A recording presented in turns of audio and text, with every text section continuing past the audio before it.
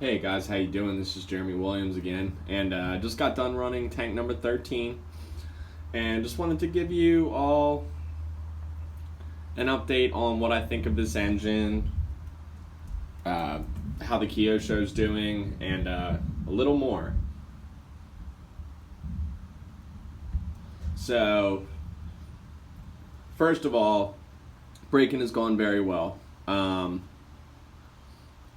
From the moment I first started it, the engine has ran well, even at an incredibly rich brake-in setting.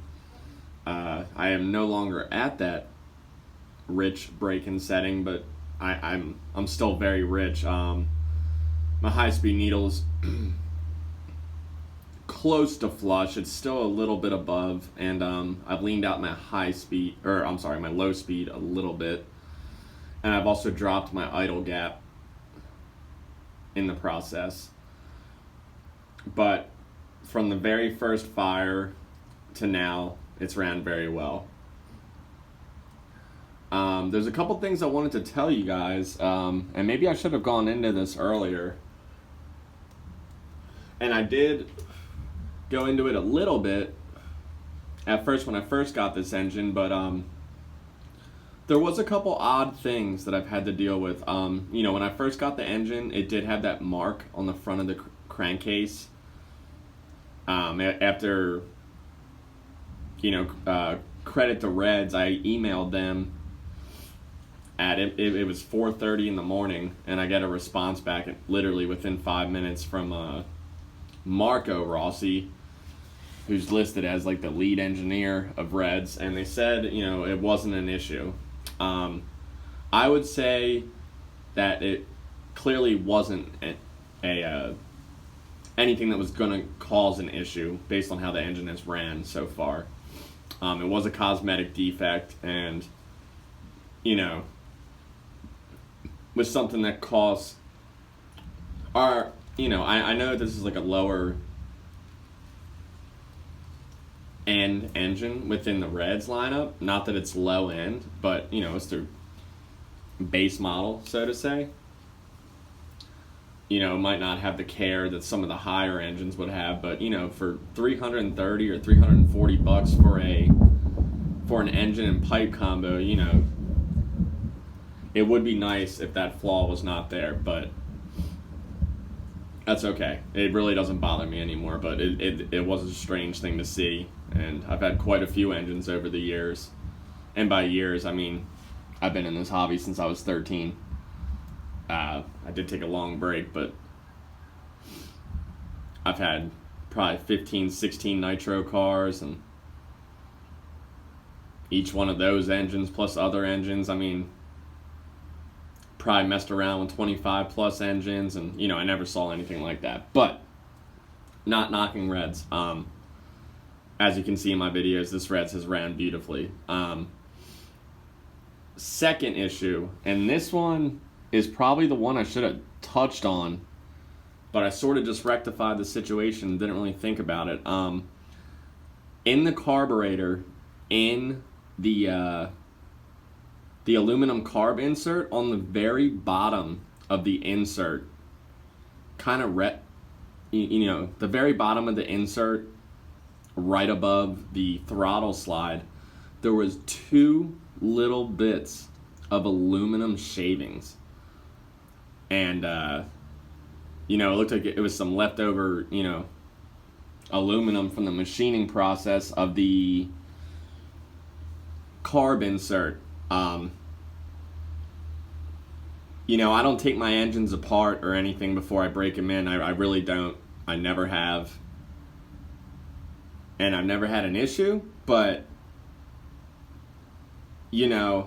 for a newbie in the, so I knew enough to, look for stuff like that. And, I see these little bits of aluminum kind of dangling in there, just hanging in there. And had I not done anything, as soon as I started my engine, I would have gotten little bits of aluminum sucked into my engine. So, again, this is not a knock against Reds. I love your products, and, thousands of other people do as well. and they are a high quality company. But this goes for all nitro engines. You know, you just got to check them over. You never know, and you know, plenty of more experienced people recommend breaking down the engine and cleaning them and flushing them and, you know, re-oiling them, reassembling them, making sure that they were assembled properly because of stuff like this. You know, if a new person had gotten this exact engine that I got, like literally this very one, you know, and didn't look for that and didn't know, you know, that probably would have started off, you know, the engine in a bad way, and you know, could have gotten into the bearings or scored the piston and sleeve, and you know, maybe the quality control could be bumped up a notch. You know, I don't know how they missed that because I saw it right away. And then the third issue, but minor issue. I think I got a dud glow plug from the start. This engine comes with the new Red C3, which I don't know if it's a replacement for the TS3, but I do know that it's an ultra hot plug as well, and it's made in Italy. I also know that Reds is doing more stuff in-house. I did a dry preheat to this engine before my first fire. I got it up to like 200, 210, and then let it cool at bottom dead center. And then I ran to the parking lot, or drove to the parking lot, where I've been and where I did the first tank, and I preheated it with the ProTech heater for 10 minutes. Unfortunately, this heater only gets it up to 150. I'm using a 12 volt battery. I don't know if it's enough juice for it or what, but it really doesn't get super hot. But some preheating is better than no preheating.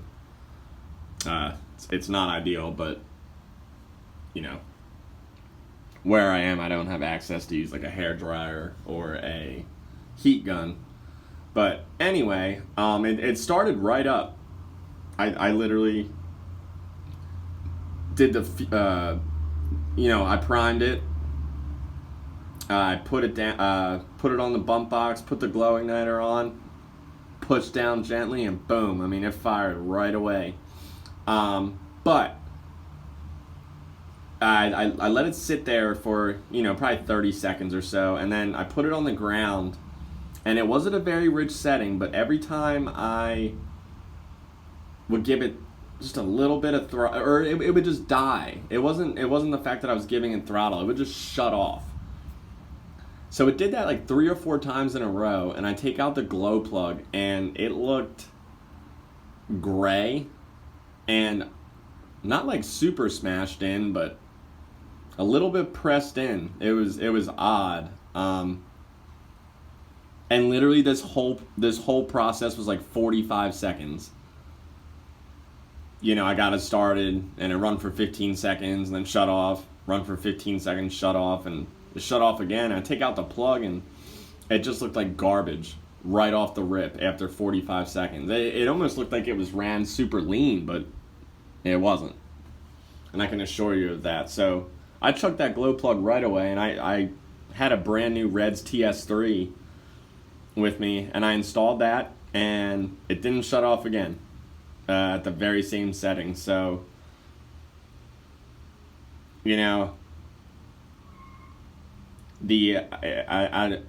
don't know what's up with that. Glow plugs are $14 a piece. You would think that they'd last longer than 45 seconds. This one is the TS3 that I've ran for the last, or basically the whole break-in process now. Besides the attempt with the factory plug that came in.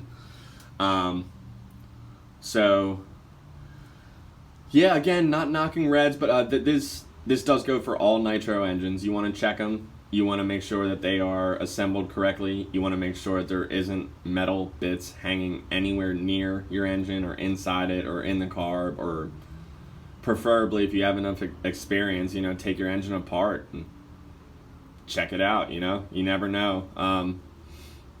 There's a review of a Maxima engine done by our dearly departed friend Rex Welch. where I think this engine was $700, and he took it apart, and he saw some burrs and some stuff you would not expect in an engine,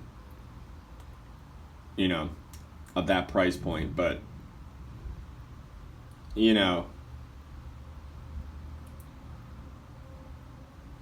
I think it'd be good for these companies to have a little bit better quality control. I know it's probably a small operation at Reds of the people that are actually making the engines, and clearly this engine is running very well, and I'm going to get into the positives here. But those were some issues that I thought I should let you guys know about, and hopefully, this isn't a knock on Reds, but to any newbies out there, check your stuff, check your engine, check for metal, just make sure everything's okay, check for little metal shaving bits. If your engine doesn't start right away, or it shuts off a million times right off the rip, check your glow plug. The Nova Rossi P5 that I was originally going to put in here, when I broke that, and that glow plug was bad right from the factory. Would not start at all. It glowed, but I replaced that with it was a CT. It was an older plug. It was a C6TGC or something. I took it out and put a CT05 in there, and boom, it started right up for the first fire. So that plug was a dud too, and my buddy Nick Works got to witness that one. So,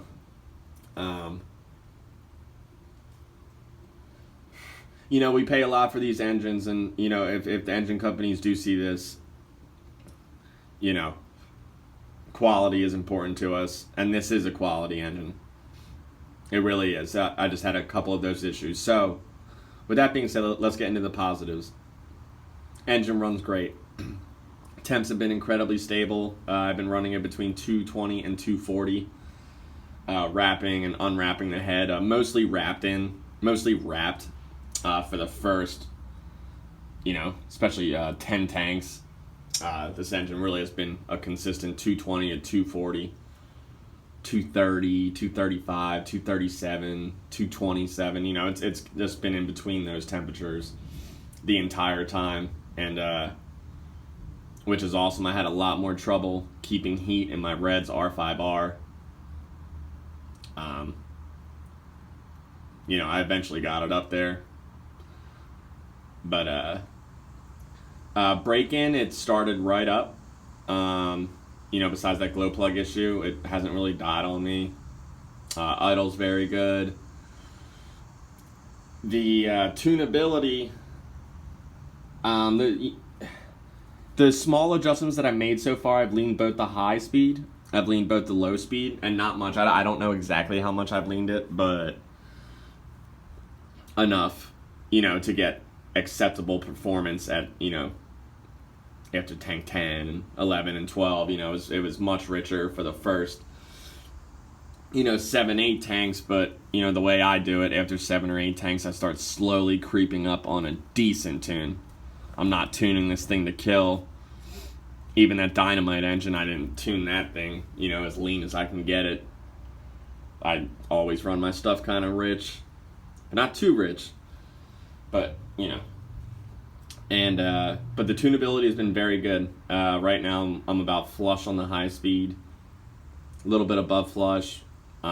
Still, I've leaned the low speed, and I'm still just flush. Both of the needles were above flush. Was very rich, but even at a very rich setting, I was able to get the engine to maintain heat when I wrapped it with a towel, and then the ankle portion of a sock to keep the towel on and for some further insulation. So that went well, and it idles very good. I haven't taken the glow plug out. Or I did take the glow plug out. The glow plug still looks good. I took it out a few tanks ago, but I haven't checked the mechanical pinch yet to see if it still has it. I'm sure it does, but the way it broke in, this engine isn't insanely tight. Or, just my starter box is set up very well. It's aligned perfectly, and I actually run nickel metal hydride batteries, not lipos, so I'm even getting a little less voltage, and the Dynamite starter box has had no trouble turning over this engine. It does have very good compression. You can feel that. And yeah, it's a very linear engine with this 2143 pipe combo. It seems to run good from top to bottom. Again, I'm not at a final tune, but it's running very well, especially in that last video. It's really been running good the whole time. So yeah, break-in process, I preheated the engine each time before I started it. I ran about a tank and a half at a time instead of just like one tank, or, you know, shutting it down multiple times in each tank, you know, running it for a few minutes then letting it cool. I didn't do that this time. I wanted to try something else. So ran about a tank and a half at a time, and, you know, would let it cool down then, and then preheat and start again. I probably ran a tank and a half to 3 tanks a day each day that I did this. And yeah, besides those few issues, I'm very pleased with this engine. The pipe and header's very nice. It fit into the Kyosho well. Anyone that has a Kyosho knows that the engine mounting tabs on the side that's closest to the center rear drive shaft needs to be trimmed. I needed to do that. There's no worries. I noticed my Nova Rossi engines already kind of have that kind of trimmed away. This one didn't, but other than that, it fit right in. Yeah, it runs really well. I'm really satisfied with this engine. I look forward to seeing how it runs at, you know, a gallon, a gallon and a half, 2 gallons, you know, truly broken in and ready to go. This thing's nuts, hasn't, you know, aren't even remotely dropped yet. Still a baby, but it's, you know, for how new it is, it's doing very well. Overall, I give this engine an 8 out of 10 so far. I would give it a 9, but those few quality issues held me back from doing that.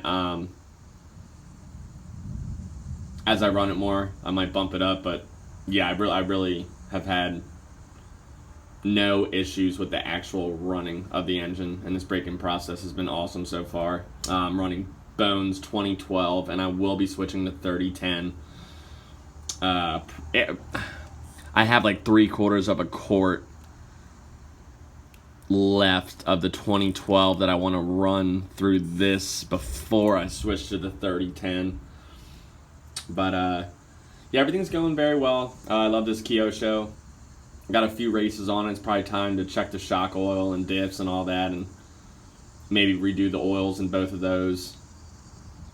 But this MP9 TKI3 platform is wonderful. It handles very well. I've had no durability issues with it. My out drives are starting to show a little bit of wear, but nothing major. And yeah, that's about it. That's where I am with everything. But yeah, this Reds 521 Sport, very good engine for the price point, especially, you know, if you throw in a coupon and get a couple bucks off. And,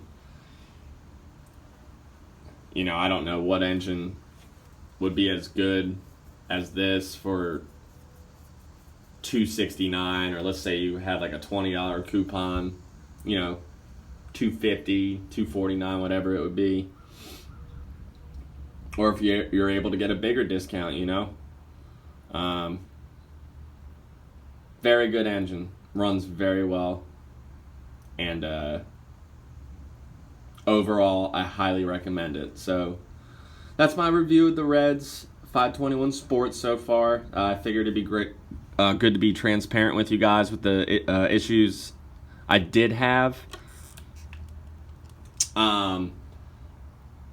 Reds, if you see this, I love you guys and your products. And this is my second engine. I have 3 of your pipes.